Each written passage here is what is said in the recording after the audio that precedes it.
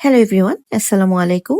হঠাৎ করে বিফ হালিম খেতে খুব ইচ্ছা করছিল, তাই খুবই অল্প সময়ের মধ্যে কিভাবে বিফ হালিম রান্না করেছি সেই প্রসেসটা আজকে দেখাবো। আজকে রাঁধুনি হালিম মিক্স দিয়ে আমি হালিম রান্না করব, তবে পুরো প্রসেসটা করব প্রেসার কুকারে। প্রথমে হালিমের প্যাকেটটা কেটে এখানে ভিতর থেকে দুটো প্যাকেট পেয়েছি।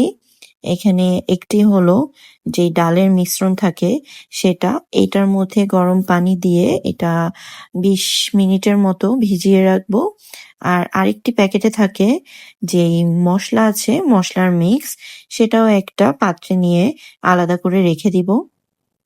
মাংস ভালোভাবে ধুয়ে এখন এতে পেঁয়াজ কুচি, আদা বাটা, রসুন বাটা, মরিচ গুঁড়া, ধনে গুঁড়া, জিরা গুঁড়া, হলুদ গুঁড়া, গরম মশলা গুঁড়া আর যে রাঁধুনি প্যাকেটে মিক্স ছিল সেটার অর্ধেকটা পরিমাণ দিয়ে ভালোভাবে মেখে, সাথে অবশ্যই তেল দিতে হবে, আমি সরিষার তেল ইউজ করেছি, ভালোভাবে মেখে সব একসাথে প্রেসার কুকারে দিয়ে দিব।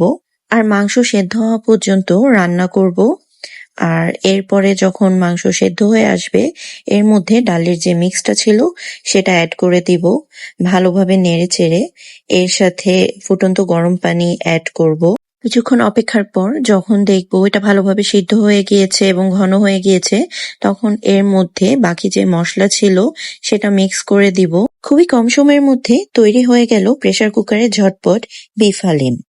এখন টেস্ট করার পালা। একটি বাটিতে হালিম নিয়ে নেব, উপরে পেঁয়াজের বেরেস্তা এবং লেবুর টুকরো দিয়ে গরম গরম পরিবেশন করব।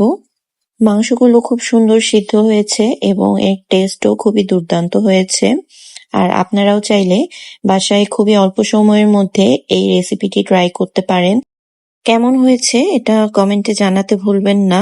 আশা করি ভিডিওটি ভালো লেগেছে। Thanks for watching.